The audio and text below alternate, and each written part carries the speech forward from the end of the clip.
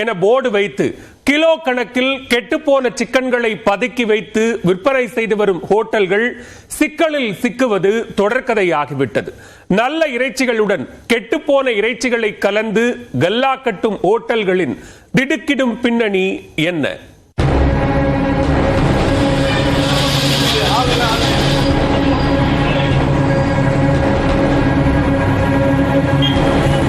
காசை கொடுத்து நம்ம விலை கொடுத்து வாங்குகிறோம். வாங்கி நம்மளுக்கு நல்ல பொருள் கிடைக்காம இந்த மாதிரி கெட்டுப்போன பொருளெல்லாம் கொடுத்தா அது ரொம்ப இது தானே.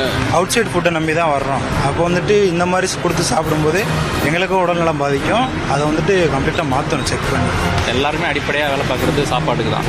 இப்போ அதுலேயே ஒரு இருக்கும்போது அது ரொம்ப தப்பு தான். கடந்த சில நாட்களாகவே தமிழகத்தின் பல்வேறு பகுதிகளில் நான்வெஜ் ஹோட்டல்கள் சர்ச்சைகளில் சிக்கி சின்னாபின்னமாகி வருகின்றன. இதனால் வாரம் முழுக்க உழைத்து ஒருவேளையாவது கடையில் வாங்கி குடும்பத்தோடு அமர்ந்து உண்ண வேண்டும் என்ற ஆசையே விட்டு போனது என மக்கள் புலம்பி வருகின்றனர். குட்டி ஹோட்டல்களை நம்பி சென்றால்தான் இப்படி நடக்கிறது என்றால், உயர்தரம் என போர்டு வைத்து உள்ளே கெட்டுப்போன உணவுகளை சூடாக்கி இலையில் கொட்டுகிறார்கள் என மக்கள் வேதனை தெரிவிக்கின்றனர். இன்னும் சில ஹைஜெனிக் விளம்பர ஹோட்டல்களில் வெளியே மினுமினுக்கும் கண்ணாடி செட்டுகளை போட்டு ஏசி கூலிங் ஏற்றி குடவுனுக்குள் எலி, கரப்பான் உள்ளிட்டவை உரசி செல்லும் உணவுகளை எடுத்து வந்து பரிமாறுவதாகவும் குற்றச்சாட்டு எழுந்துள்ளது. குழந்தைங்களுக்கெல்லாம் நம்ம வாங்கி கொடுக்குறோம். அது நல்லதா கெட்டதா நம்ம நம்பி தான் போகிறோம். எந்த பெரிய ஹோட்டலாக இருந்தாலும் நம்ம நம்பி தான் போகிறோம்.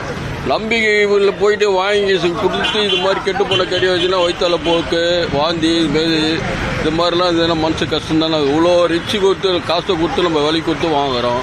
வாங்கி நம்மளுக்கு நல்ல பொருள் கிடைக்காம இது மாதிரி கெட்டு போன பொருளெல்லாம் கொடுத்தா அது ரொம்ப இது தானே. அதுவும் ஒரு ஹாஸ்பிட்டலுக்கு இப்போ போயிட்டு நம்ம செலவு பண்ண முடியுமா? காசுக்கு வாங்குங்க, வாங்கறதுக்கு தரமான பொருளை கொடுங்க. எங்கே தொடங்குகிறது இந்த பிரச்சனை? எல்லாம் ஹோட்டல் உரிமையாளர்களின் லாப ஆசையே என்று கூறப்படுகிறது. சில ஹோட்டல்களில் அன்றாடம் மிச்சமாகும் சிக்கன், மட்டன்களை பதப்படுத்தி மறுநாள் வாடிக்கையாளர்களுக்கு விருந்தாக்கி வயிற்றை கெட்டுப்போகச் செய்கின்றனர். கிலோ கணக்கில் மிச்சமாகும் சிக்கன், மட்டன்கள் மீது மசாலாக்கள் தடவி எலுமிச்சை சாற்றை பிழிந்து அப்படியே பிரிட்ஜில் பதப்படுத்துகின்றனர். மறுநாள் தயாராகும் சூடான சுவையான நான்வெஜ் உணவுகளில் முந்தைய தின பழைய இறைச்சிகளை 130 என்ற அளவுகளில் பக்குவமாய் கலந்துவிட்டு பரிமாறுகின்றனர். இது மக்களின் ஆரோக்கியத்திற்கு கேடு விளைவிக்கும் என்பது ஒருபுறம் இருக்க, சில நேரங்களில் உயிருக்கே உலை வைத்துவிடும் என்பதும் பேரதிர்ச்சி.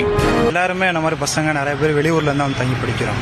ஸோ அவுட் சைட் ஃபுட்டை நம்பி தான் வர்றோம். அப்போ வந்துட்டு இந்த மாதிரி கொடுத்து சாப்பிடும்போது எங்களுக்கும் உடல்நலம் பாதிக்கும். அதை வந்துட்டு கம்ப்ளீட்டாக மாற்றணும், செக் பண்ணி. சாப்பிட்றதா வேணாமான்னு யோசிக்கும். வெளியில் போய் நான்வெஜ் சாப்பிட்றதுக்கே பயமாக தான் இருக்குது சொல்லணும்னா.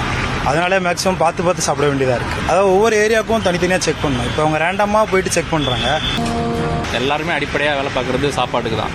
இப்போ அதுலேயே ஒரு இருக்கும்போது அது ரொம்ப தப்பு தான். பண்ணுறவங்களுக்கும் தப்பு, சாப்பிட்றவங்களுக்கும் யோசிச்சா. சாப்பிட்றவங்கள விட அதை பண்ணுறவங்க தான் கொஞ்சம் கேரோட பண்ணணும். இதுக்கு நிறையா ரூல்ஸ் ஆல்ரெடி கவர்மெண்ட் பண்ணிட்டு தான் இருக்காங்க. இன்னும் அதை ரொம்ப மைன்யூட்டாக எல்லா ஏரியாவுக்கும் இன்ஸ்பெக்டர் இந்த மாதிரி பண்ணால் நல்லா இருக்குன்னு தோணும். ஒரு மரணம் இத்தனை ஊழல்களை வெளிக்காட்டுகிறது என்றால், மரணம் ஓய்ந்து இயல்பு நேரங்களில் எத்தனை ஊழல்கள் நடந்தேறும். இதற்கு எப்போதுதான் தீர்வு என மக்கள் வருத்தம் தெரிவித்துள்ளனர். 100க்கு 100 லாபம் என சொல்லப்படும் ஹோட்டல் தொழில்களில் வாங்கும் பணத்திற்கு ஹோட்டல் உரிமையாளர்கள் சுத்தமான புதிதாக சமைத்த உணவுகளை விற்றாலே மக்களின் உயிருக்கும் ஆரோக்கியத்திற்கும் ஓரளவு கேரண்டி கிட்டும் என உணவு பிரியர்கள் தெரிவிக்கின்றனர். ஹோட்டல் உரிமையாளர்களும் அவர்களுக்கு அதை உறுதிப்படுத்த வேண்டும்.